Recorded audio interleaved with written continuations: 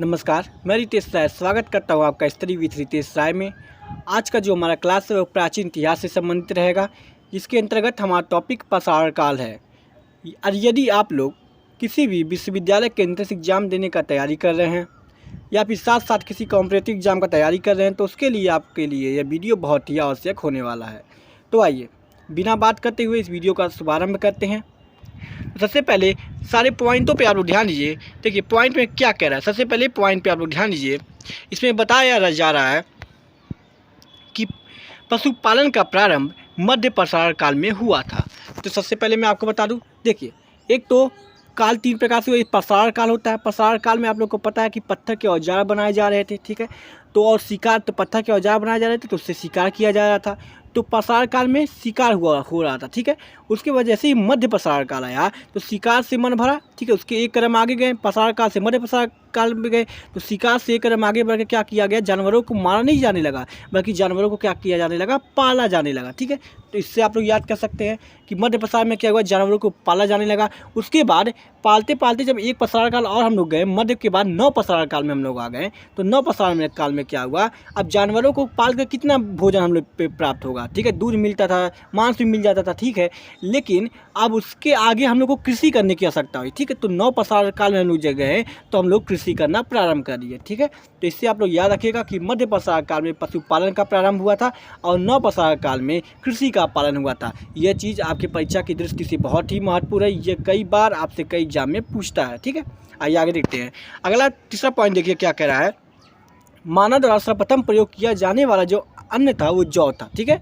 तो मानव ने यानी कि मनुष्य ने सबसे पहले किस अन्न का प्रयोग किया था, उसका नाम है जौ, ठीक है। आगे देखते हैं, चलिए अब आगे ध्यान दीजिए। अगले पॉइंट पे बड़ा ध्यान से आप देखिए।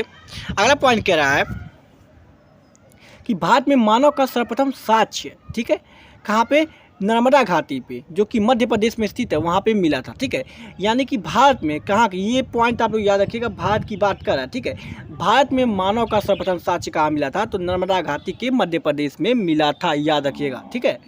आगे देखते हैं। आगे बोल रहा है मेहरगढ़ में प्राचीनतम अस्थायी जीवन का प्रमाण मिला था, ठीक है। अस्थायी जीवन, यहाँ बोल रहा है अस्थायी जीवन। अस्थायी जीवन का तात्पर्य जैसे हम लोग का जीवन है जहाँ हम लोग एक जगह रहते हैं, ठीक है। जैसे मान लीजिए मकान बना के रह लिए हम लोग तो एक जगह है। ये नहीं है कि अभी यहाँ पे हैं तो शाम भर में दूसरी जगह चले जाएंगे, उसके बाद फिर अगले दिन दूसरी जगह चले जाएंगे, ऐसा नहीं था, ठीक है। एक जगह घर बना कर रहना, आवास बना के रहना, वही है अस्थायी जीवन, ठीक है। तो ऐसा जो हमें साक्ष्य मिला है प्राचीन काल में वो मेहरगढ़ में प्राप्त हुआ है। कहाँ प्राप्त हुआ है, मेहरगढ़ में। तो आपसे पूछता है कि अस्थायी जीवन का प्रमाण कहाँ पे मिला है, किस स्थान से मिला है, तो मेहरगढ़ से हमें अस्थायी जीवन का क्या हुआ है, प्रमाण मिला हुआ है, ठीक है। इतना आप लोग को याद हुआ। आगे देखते हैं। अगला क्वेश्चन है कि भीमबेटका गुफा शैल चित्रों के लिए प्रसिद्ध है। भीमबेटका एक क्या है, एक गुफा है, ठीक है, एक स्थान है। आप लोग कमेंट करके बताइए कि भीमबेटका कहाँ पे है। अब क्वेश्चन में क्या पूछता है कि भीमबेटका से संबंधित मात्र एक क्वेश्चन आपके सामने आएगा ही कि भीमबेटका का गुफा किस लिए प्रसिद्ध है। तो भीमबेटका का गुफा जो है वो शैल चित्रों के लिए प्रसिद्ध है, इस बात को याद रखिएगा, ठीक है। आगे देखते हैं। अगले पॉइंट पर ध्यान दीजिए। अगला पॉइंट क्या कह रहा है, ध्यान से देखिए। अगला पॉइंट कह रहा है कि मानव कंकाल के साथ कुत्ते का कंकाल बुरजहोम जम्मू कश्मीर से प्राप्त हुआ था, ठीक है। जैसे कि पहले में क्या होता था कि मान लीजिए कोई मालिक है, उसने कोई जानवर जिलाया, जैसे कि वो कुत्ता जिलाया है, तो उसके मरने के बाद उसका जो जानवर था उसको भी, अब हो सकता है कि उसको जिंदा रहने के बाद उसको भी मार दिया जाता हो, ठीक है। कि मालिक मरा तो कुत्तों को, उसके जानवर को भी मार दिया गया। मारने के बाद क्या किया गया, उसके कब्र के साथ उसको भी वहीं पे दफन कर दिया गया, ठीक है।